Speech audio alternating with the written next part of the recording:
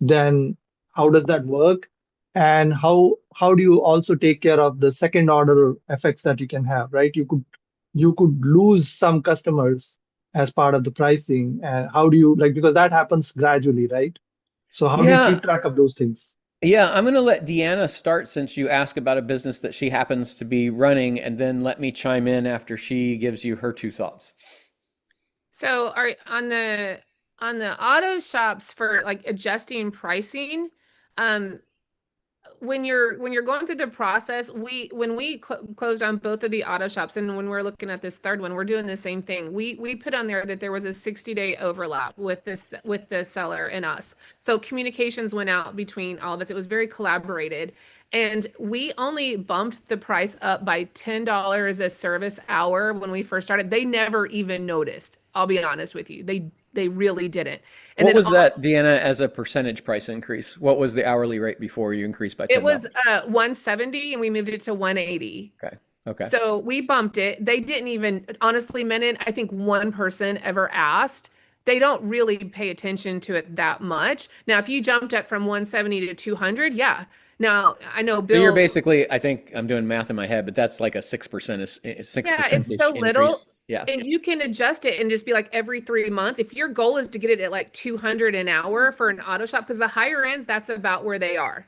They're about in that 200 range, but the lower, like mom and pops, they're in that 160, 180. So, if you're trying to get to that 200, I would say increase it incrementally over months at a time versus being like, here we are, now you're 200. They're going to go elsewhere. They will.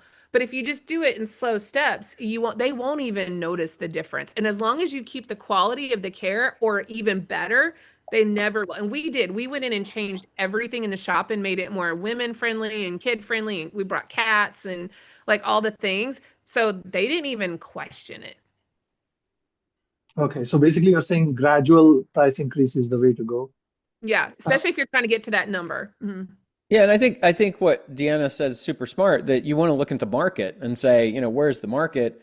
And if one of the very, very tried and true strategies of private equity and, seasoned acquirers is to come into a business that hasn't had a price increase in a long time, that is currently priced under market and simply increase the prices because that's profit. 100% of that profit falls to the bottom line because there is no cost of goods sold that's attached to it, right? So if you increase 6% if you increase your prices by 6%, you've increased your profits, by those dollars, which is usually a significantly larger percent. So it's definitely something to think about. And then how you do it, gradually or otherwise, is generally price testing. So what you might do is you might test a little, like let's say you want to get to 200 and you're at 180, you might test, well, let's go to 190 and then let's go to 200 and then let's see. And if we find that business falls off, then it's not necessarily bad that it falls off because maybe it's less desirable business that's falling off and maybe you can fill it with the other things. If you find that you can't fill it with the other with other customers paying the higher price, then you might think about lowering the price or running specials, or something like that. So there's a lot of ways to go about it, Menon, that I think can be really smart. And in terms of that costing you customers, those are price sensitive customers. So that's going to tell you, how important that's going to tell you how important price is to your market. I'm not sure in terms of your second order thing, like what other things might you lose? You might lose, for example, like Deanna said, she made changes to make it more friendly. Well, maybe there are people that are like, I want to, like there are guys I know that want a I know. guy's barbershop. They want to go in and they want to, they want to be a guy's thing with razors and beers and whiskey and stuff like that. And then there's people that want a hairstylist, and that's different. So she took a risk in saying, I think this is what the market is going to want, and probably there are some customers that didn't like that decided to go other places, but she has the customer she wants and the kind of business she wants and the atmosphere she wants, and they're all doing well. So, that's something to think about too. Can I add one little thing there, Roland, too? Yeah, yeah. So Menon, the other thing that I know that my husband found out with the auto shops, with all three that he's looked at, is that most of the time the older owner was the one that was the master tech turning the wrenches, and he just guessed, I think I can do that for an hour, and he just charged it. What happened is when you come in and you put in a full CRM behind it, it calculates everything and it does it for you. You instantly start making more money versus the tech that was like, I think I can do that. It'll take me an hour and I'll charge you an hour. No, the system like will calculate it and say, no, that's an hour and a half and it will be this. This is, you instantly start bringing in more money when you start systematizing things. I promise you. Yeah, and the other cool thing is, and this is definitely something that private equity knows, and we like, and I think what Deanna's talking about, and they may call it CRM, which is just customer relationship management, which a lot of people might think of as like a mail program or a contact management program, but really, Service Titan and I think it's Tech Metrics is one of the ones in the Service Titan is for HVAC and some other service businesses. I think in the auto shop business, it's Tech Shop Monkey. Metrics and Shop Monkey. Mm-hmm. Yeah, and so like those are softwares that people have built to systematize everything in the business, including quoting. And so when you're in an industry, like the very first thing I want to know is there a Service Titan, Shop Monkey, Tech Metrics of that industry? And if so, then they usually have statistics on the average increase in revenue or profits when someone puts that system in. I think for Service Titan, it's like 13 or 17%. I don't know off the top of my head, but it's a lot. And it's like just by getting systematized, because you have these legacy owners that aren't, most people that start a business are accidental entrepreneurs. They didn't even have any business training or anything. They just started doing the thing that they know how to do. And so they're, most of them, not great business people. And so like that is a giant opportunity in any business that you go into. Got it. Thank you so much, Deanna and Roland. This was very helpful. Yep. All right, Valerie, I think you're next, darling. Hey, Val. Hi, Roland. Hi, Deanna. So I have a question for you, Roland. When you've spoken with one partner who's clearly aligned, you've only met one, but there are 3 partners total, and the other one's active, the other one's silent. How do you typically get all partners on board for an entry-level engagement or the next step, so to speak?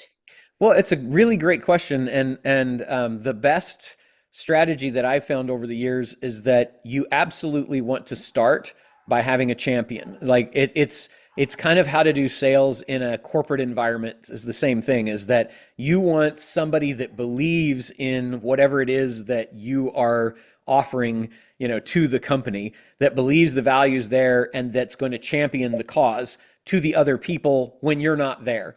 So what happens is you engage first this partner that's active. You have that person very excited about it. You give them the information that they need to give to their partners to get their partners excited too. And then you support them. Think of them as like your best salesperson, right? And you want to arm them with whatever you can. You don't want to let them just go talk. Just like you don't have a conversation and say, yes, we can drive sales. We can increase your margins. We can increase your multiples. We can, cut labor costs, increase RPE, blah, blah, blah, blah. And they're like, yeah, I love it. And they're like, okay, well, go talk to your partners. Big mistake. Because they're going to go to the partners and go, yeah, I talked to these people that we've never heard of and they seem great and I want to use them. And they're like, well, how much is it? It's a lot of money. Okay, no, Whereas if you say, here's what I want you to tell your partners. And you can even give them, if you want, like a video or something that supports or documents that will support whatever they're doing, but help them understand how to sell their partners. One of the things that we did when we were putting on events that we learned from other smart event promoters is that the people who attend a lot of the events that we put on, which were business events, were employees, and they had to get budget approval from their bosses to come to the event. So we created how to convince your boss to let you come to the event packages for the people that wanted to come to be able to sell. So they became our champions for the event inside their company. So I absolutely think that you don't want to get them all together first. You want to come in warm with them open, as opposed to you having to kind of sell cold as the person that this other person found. Also, what you're doing there is in a subconscious, like stakeholder ownership kind of mentality, philosophy, is that the other two owners, if they feel like this person is bringing you in and they're not really making the decision, they're just kind of being sold that you have to have this person come in, they don't have buy-in. Whereas if you let this person say, man, I've been thinking about ways to grow the business, and a couple of things that came to me were this, got a couple ideas I want to brainstorm with you, and they're like, yeah, we like that idea. Then it's like, okay, I've looked in the market and found a couple of people.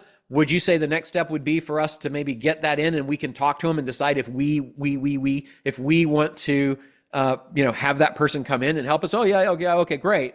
Well, now you're coming in to a warm, open kind of situation where all of them are going to get credit for bringing you in, as opposed to this bifurcated, binary, I'm the one that found this person, and also if things go well now, everybody gets to take credit. And if they don't go well, nobody's at risk, including your champion, right? Yeah. Thank you. That really helps. And with your champion, do you lead with like a half-day consult, or do you hold off on an actual monetary package and just add value to get to the next step? Great question. So for me, it's always very limited. I mean, I don't do proposals because I don't think that I think that that's usually a kick the can down the road kind of thing for most people to say no later, and then it wastes your time. So I think that you want to have the conversation that's that 15, 20-minute conversation with the champion to get them focused and excited. And if they can't make the decision and they need, to take it to the next level, then you have the conversation and say, how can I help you make this happen? And then let them see if they've got any insight, and then say, well, in my experience, here's some things that I've found helpful in the past. Let me run them by you and see if that would be good for you. That can all be done in that 15, 20-minute first conversation, right?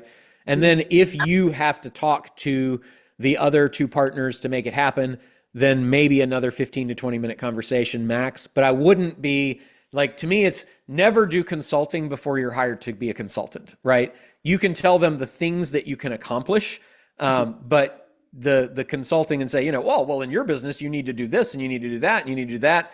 That's a great way to not get hired. It's such a fine line in that. Yeah. Okay. Yeah. But really what helps you stick with that is remember that you can say what and why, but not how.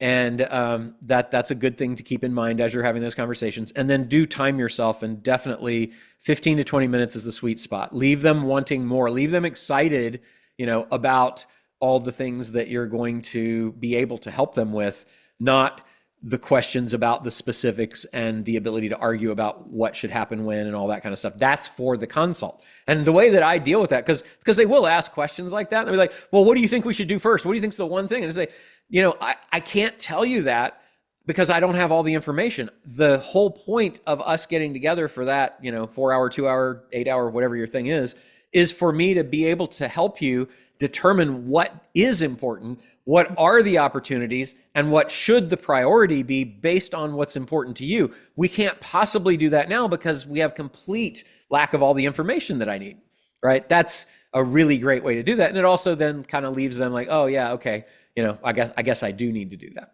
Yeah. Okay. Awesome. Okay. Yeah. Thank you. All right. Go get him, I expect Valerie. to see you out on the pickleball court soon. Uh-huh. Yes, before you leave. Yep. All right, Chris, I believe you're up. Hey, Chris. You, Deanna. Hi, Roland. How are you? Fantastic. How are you today? I am good. I am here, Awesome. so I cannot complain. All right. I'm going to throw out another win. This is kind of all rolled together. I've got some questions about industries. Great. But a win for me is when I went to pick up my dry cleaning a few weeks ago. The guy was struggling and he said he's usually not there. And I started a conversation with him. I asked him if he was the owner, and that opened up all the floodgates. So I would just say there's opportunity everywhere. There is. Did you happen to get to go through the Conversations to Cash Flow program that I did? I think I've gone through some of it. You have access to it though, because I will, yeah. Yeah. If not, let let Bailey and Deanna know, and we'll get you. But that is, I love you sharing that, because for everybody here, it's like there is so much business and opportunity and money just sitting in your existing life without having to like cold call and build lists and things like that. You just have to talk to people and be curious. And so that's the perfect example of that. I love that. So what happened? You had the conversation, and then what? It was just, it's just it was a really good reminder to, just have conversations, because there's so much opportunity everywhere. I was looking at it more from an advisory perspective, more than like a CFE. I've looked at laundromats kind of off and on, and I'm just not sure that that's a good industry to be in, with changes in how, the materials that don't need to be dry cleaned anymore, that don't need to be de-wrinkled, environmental concerns. What's your opinion on the industry? Do you think it's worthwhile? He's got multiple locations. I think it would be a great exit planning engagement, but not necessarily a purchase, acquisition, or something to that effect. Yeah, well, so most of the things that I do are CFE consulting kinds of things, and the consulting is with people who then will do the acquisitions. So I'm kind of getting the best of both worlds, because one of the things that that you might do in that situation would be go in and say, what's your end game? What do you want? Well, I'm definitely not happy being here today. I can tell you that. Okay, great. So let's talk about how we get you to not have to be there while you have multiple locations, while increasing your productivity and profit per store or per location. And then talk about, do you want to do more locations, or would you like to not do this anymore and sell it? Or, what would you really like to have? Let me help you make that happen, because that's what I do. Now you get in there, and maybe it's, we should go buy 3 more locations, right? Well, you're not buying them. So you're effectively doing acquisitions without doing acquisitions, which is, to me, the ultimate wonderful thing. You have no risk. You have all of the upside. You have no downside. You're being paid to help advise, and you're getting a piece of the, of the pie for doing it. So I like the industry overall, not as something I would want to go into if I wasn't, but opportunistically, if I'm having the conversation that you had, we're going to be talking about, what does that person want? And I'm definitely thinking about it as a consult to get to have an idea of how I can help them get to where they want to go, followed by possibly, once I've got that extra information and, and also I decide I like them, then I do think that I would be interested in having a CFE in it, because I know that things do sell. And if that is the ultimate goal, and it's going to pay me an extra 10 or 15 or 20 grand a month, I'd like to have that. Yeah. Yeah, it was definitely from an advisory perspective. I was thinking, because when I asked him if he was the owner, his response was, unfortunately. Nice. But that's such an opening, right? That's like, it was. I'm like, okay, let's continue this conversation. Thank you for sharing your pain with me. Let me help you. Yeah, exactly. That's awesome. He just wasn't having a day because all of his employees were out sick or something had happened, and so he's hands off enough that he was like trying to remember the system. So he's got a good company. But that's cool. And there may or may not be opportunities to bring in, I was talking about that Service Titan and Shop Monkey and whatnot. There probably is something like that for the laundry industry.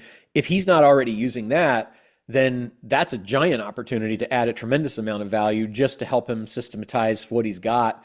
Because a lot of people do expand to multiple locations without realizing that there are solutions out there that can help them and that are specifically tailored for multi-location, situations. Yeah. Great information. Thank you. Yeah. So my main question is around a business that I recently came across. I don't know that it's that much of an opportunity, but the idea is I get sucked into these things. I don't know. I just do. It's a credit repair company. Okay. The owner's been, to me, it seems like that would be a really good industry to. It is. We own a business in that industry, and I think it's very good. Okay. She's had some health issues, and so she's ready to let it go. She's getting into other things. So it has had some downside. I think she was doing all the work herself. It would need to be systematized so that it was automated. So the last year or so wasn't as beneficial as prior years were. The prior years before she got ill was maybe $500,000 or so. Okay. Not so much in the last 12 months. My biggest question is if it has a very specific customer base Mm-hmm. that may not align with like new ownership, how hard is it to pick something up like that and broaden that customer base when it has been known in a very specific way to a very specific demographic? It's are you thinking a rebrand, or are you thinking simply like a refocus in targeted customers, an ICP? I think a retargeting, but I don't know if that would require rebranding too. Okay. There are a few things that you could do, right? You could think of it as there's a different service that I want to launch, or there's a similar service that I want to launch as a different brand. And then you can continue to have the benefit of the existing customers. The answer to your question is it's harder than if you don't have to do that, right? That I think should be obvious, right? But it's not like a giant lift. You are effectively getting the business that already exists and letting it continue. And then you're also saying my redirect is that I'm going to let this existing business effectively fund my my redirect or rebrand or or refocus on my new customer. So then that gives you the cash flow and the systems already existing to provide the same or similar service or product to this new market, while not giving up the old. And I know that that's better because I have done it where we basically said, we don't like those people, we want these people. And we came in and it was like, well, we almost could have just started this from scratch because we didn't really gain anything from it.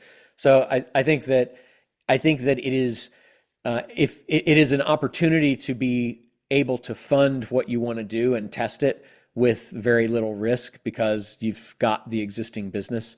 And unless you just don't want to continue that business at all, like you wouldn't want to be stuck with that business, then I'd probably say look for something else. Does that make sense? Yes, it does. I think my biggest concern is if the pipeline is thinking that they're getting a certain company or person to handle this for them, and then that changes and they don't align with new ownership or new management, then that all just kind of disappears. Can you share, without giving anything away, a little bit more detail on what that is? Just a different different demographic than Okay. like So let's say demographic ownership would be a night and day change. Okay. Yeah. So let's just say it's a 70-year-old man that, owns it right now, and you are not a 70-year-old man, and that is the person that's doing all of the work for them. Let's, let's use auto repair. He's fixing the car, and then the people are all like, yeah, we like Mac because Mac's a man's man, and Mac knows cars, Yeah. and you don't know anything, little lady, about cars. I don't trust you to fix my, whatever. Then what you can do, and what we used to do, is you can effectively hire someone who does fit the demographic to do what that person is, going to do. Like if it's a radical shock, when I was very young and started practicing law, I started my firm from scratch, and everybody was like, you're too young, you can't possibly know business, And so I partnered with a person who was more than twice my age and had gray hairs that looked very, attorney trustworthy, like, to be able to have that person sit in the meetings to get the business closed. and it worked amazingly well. And so then, we used to say, you need a gray hair, so when I was young, I would be like, we got to find a gray hair for this because they got to have somebody like that or they're not going to feel like we can do it. So that would be, another option that you've got is, hire your spokesperson, actor, whatever you need, or partner with somebody that does have that quality that those people wanted so that the continuity feels good, or just cut a deal with the owner that there's going to be a 24 or 36 month transition period where they're going to need to act in whatever role that is so that those people can be kept happy, even if you're doing all the stuff or you're arranging for all the other stuff to be done behind the scenes. Let them have that experience, because to me it's just you're creating an experience. If the experience you need is to talk to the old guy, we're going to make that happen for you, and then you've got kind of the best of both worlds. Would that help with that at all potentially? Yeah, I think it would, because from what I can tell, she's going to need an earn out anyways. Great. Based on the Perfect. changes. So if I'm doing most everything and she's just kind of the visual spotlight and I'm growing it in the background and systematizing what she's doing, because I don't think it's systematized, then that would work and potentially free her up at the same time to do what she wants to do and not be so involved. Exactly. And when we have acquired like media assets like podcasts and things like that, we basically will transition out. So like that's a great example to me, because you've got like it's you and me on a podcast right now, and this is what everybody has seen, or it's just me on the podcast and that's what everybody's seen.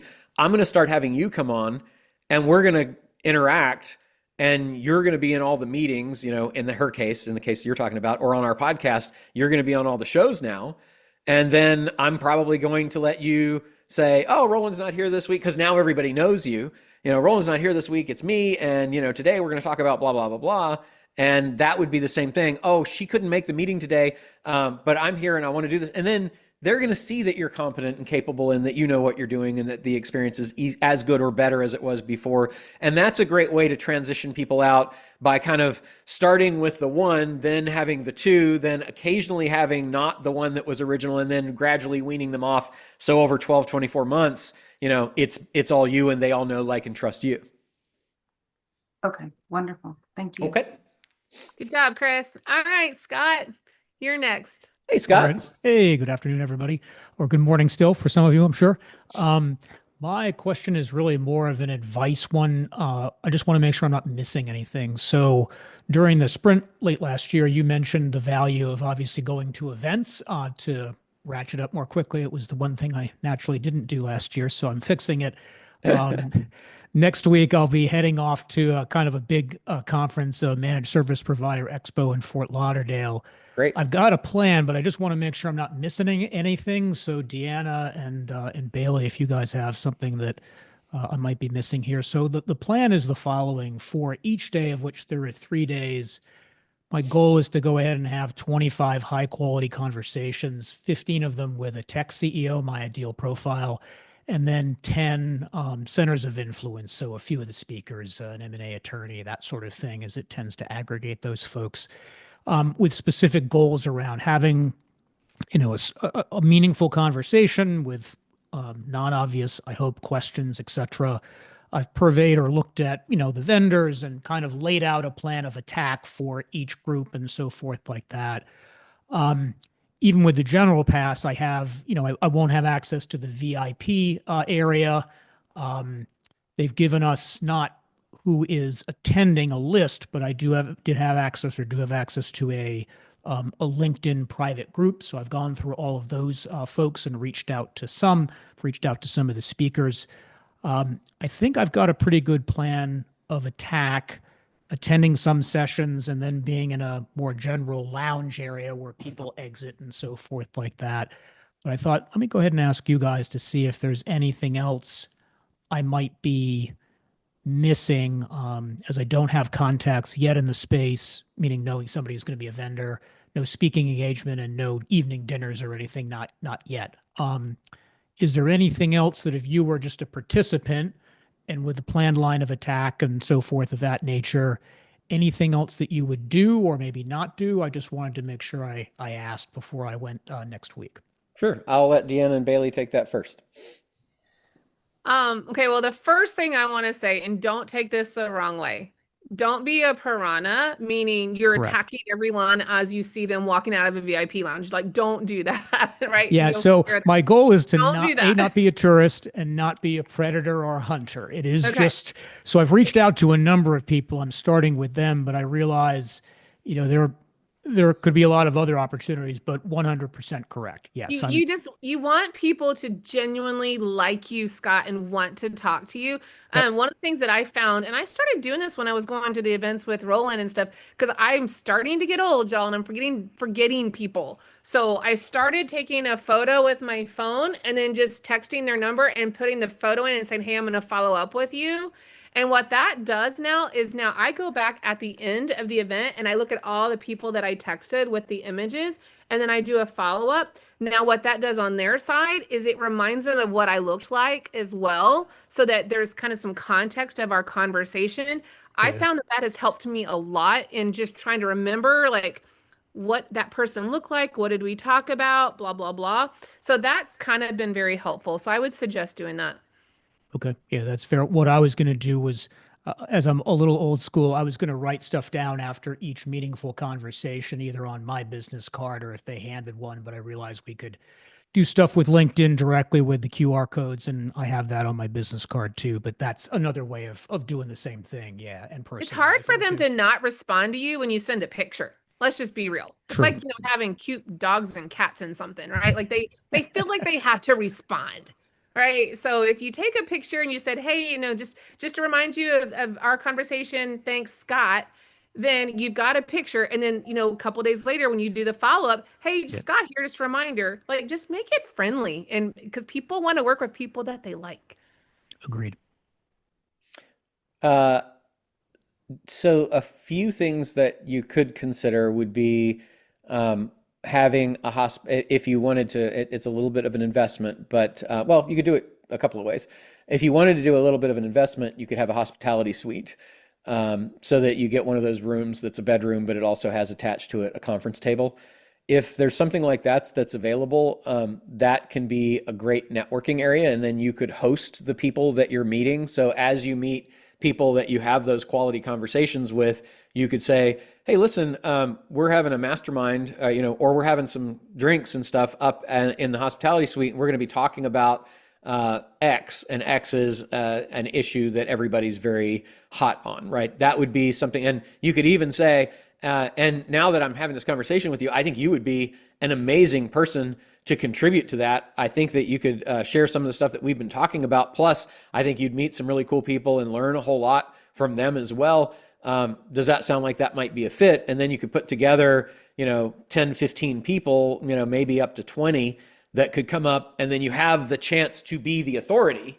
You have the chance to be the connector facilitator, and you definitely deepen those relationships to where they're not going to forget who you are. Because even when you have conversations and they seem meaningful, when you're in the middle of a giant event like that, I just went to one, and it's like, who was the guy? And I even do like the bump share on the phone, and then I'm like, what I've started doing now is, and this is something to think about. If you use an iPhone, definitely get contacts that way by holding, the head of your phone up to the head of theirs. Yeah. And then it says share contact, but then it just disappears into your contacts. Correct. Like there's no like recent contact ads. So what I do is immediately while it's doing that, I take a screenshot of it so that I now have in my images all of the people that I met, so that I can then go back and get their contact information. I learned that, the hard way, because it's like, it was the person that does, and I've got, 7,000 contacts. I'm never going to find them.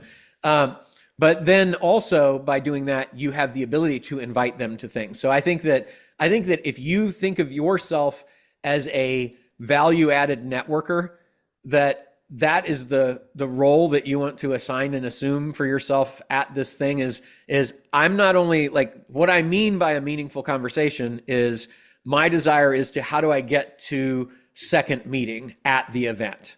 Mm-hmm. So then it's like, I have the conversation. "Hey, Scott, what do you do? Blah, blah, blah, blah. Oh, great. What do you think about this issue that everybody's hot on, or that speaker or whatever?" And then you have the conversation, and then you say, I'm hosting a little thing, and I would host as many of those as you could. If it's 3 days, I would hopefully host at least 2, if not 3 of them. And that's thing one. Thing two would be very often if you have something that you could offer and you would like to or could have benefited from having an exhibit booth at the thing, think about what is the thing that you would offer if you had that booth. And then as you go around, you'll probably find, I don't know how big the conference is, but almost always someone who bought a booth does not show up. That booth is available for purchase or use. So you can renegade it and just step in and put your stuff there, or you can go and talk to the event floor manager and talk to them about, say, hey, I see that these people didn't show up. I'd love to do that. I'll give you $500 for it. A lot of times you can do that. We did it at the SEMA show, the giant auto show. We went, and our booth, because it was our first time exhibiting, was in an what do they call it? Auxiliary hall, way out in BF Egypt. Nobody was coming there. You had to walk forever to get it. We went into the main area and just started talking. We found one booth that was there were actually like 3 or 5 maybe booths that were the people didn't show up for. We started talking to the people, but that was taking a while. And then we started talking to different people that were at the show exhibiting and said, it looks like looks like you've got some room here. If I gave you $500 to kind of help you guys defray the cost of this, would you let me, have this corner of this table? Then you actually have the ability to get in, and ideally that's with somebody who you might think about partnering with, because now they're stuck with you beside them the whole time and you're able to talk with them. And you're not, you don't have to man it the whole time. But that would be another way to do it, is like, who's there who could become kind of a co-marketing partner, or is there an opportunity to do something where you could get more face time with those people? The other thing that I would think about is reaching out to all of the speakers about maybe seeing if they would want to come to the hospitality suite. I'm very big on the hospitality suite. If they might want to do that and share some stuff as well, because a lot of those speakers are not paid and they're not looking for money. They're looking for networking opportunities. And so if you can offer that, that would be something that would be a draw then for other people, because then you say, hey, I've got Deanna up in the hospitality suite. She's going to be talking about some of the stuff she talked about because she gave that talk on auto shop, systems. And I'm also going to have Roland, he gave that talk on acquisitions. They're going to both be there. I'd love to have you there. Would you want to come? It costs you nothing to have us there. We want to be there because you've told us they're going to be cool people there, and we believe you. And then, you're putting a Hollywood deal together. It's like I've got Margot Robbie and I've got Leonardo DiCaprio, but you don't have either of them, but you tell each of them that you have the other one. So that's another thing that you could think about doing. I think those are all things I would be thinking about. We also have sent out cards. Like, we basically did a full mailing to the list, if you want to see if you can get access to that, or even just using the LinkedIn group that you've got, you could do an announcement that you are having a gathering like that and make it sound fun, and you'll get a lot of people that come that way too. So, like, to me, it's just, how do you get to be a person of authority in an environment where you have none instantly? Host something. And then how do you deliver value? It doesn't even have to be you. It can be the people that you're bringing. But if you give people a reason to come to this place, you will have much higher quality conversations, and you will definitely be remembered. Yeah, no, that's great. Thank you very much. It is on Tuesday. I'm not sure. I'll have to see about hospitality stuff and what's available or not. So You want another tip on that? I'm sorry. Go ahead. Yeah. Another tip on that. There are lots of people who have hospitality suites who would love to have that cost defrayed. So if you see, when you get there, look at all the people that are announcing that they've got a room or having a party or having a gathering, and then talk to them and say, hey, I see that you're having this gathering. I'd love to help with it. I have some really cool people that I could invite. What do you think about that? And worst case, just crash. I mean, and when I say crash, I don't mean show up to something you're not invited to. I mean, they have them for that reason. Just say, these guys are having a gathering up in, room 7225. And I think you would be perfect for it. Gotcha. Can I Okay. make one little suggestion to you, Roland? Sure. What I'm seeing a lot of people too is that they're, interviewing people. So you can simply say, "Hey, I'd like to be able to interview you, whether it's on a podcast or book, whatever you want to say, right? So can I get your contact information and can I reach out to you and set up a time to talk?" Their ego will not let them say no. Their Yeah. ego will not, right? Because they want to be interviewed. So that's Yeah, another way. that's great. And I've done that as well. Just, and if you take just a little something in any way professional, like one of those little Zoom recorder things, Zoom, not Zoom like we're on now, but Zoom, the brand, if you have anything like that, that's good. I did it with my iPhone though. And so I would go, when I was first starting my Facebook thing and I wanted to get to 1 million followers, I just went to events and I would grab people and say, I got this little thing where I talk, it's called Business Lunch, and I ask you some questions. I'm going to turn the phone around. It's very informal, but I'd love to interview you for it. And then I would sit down in the 2 little chairs that they have, with the table in between out in the hall 1 million times. I'd just sit down there with all the noise and everything and record it. And that's a really great idea, Deanna. Thank you for suggesting that. But it worked great. And I can't think that I ever had anyone say no. Their ego won't let them. Yeah. Yeah, I figured, again, with the quote unquote fewer conversations, I had planned on inviting a few onto my podcast where there'd be a great fit, but I hadn't thought about at the event itself. I'm going to be curious about this because these big ones can be tough or easy. It might be a smaller event that really works for me better, say 500 people, that's more curated, but I wanted to at least give it a try and try some things, and see what works. But this is all very helpful, so thank you. Awesome. Very cool. Tell us how it goes, Scott. We'll do. See you in 2 weeks. All right. Well, Roland, I believe that's everything. Well, these are great questions today. Awesome. Cool. Well, thank you guys. I love hearing that you've got deals going. Let us know anything that we can do to help, and we will see you next time.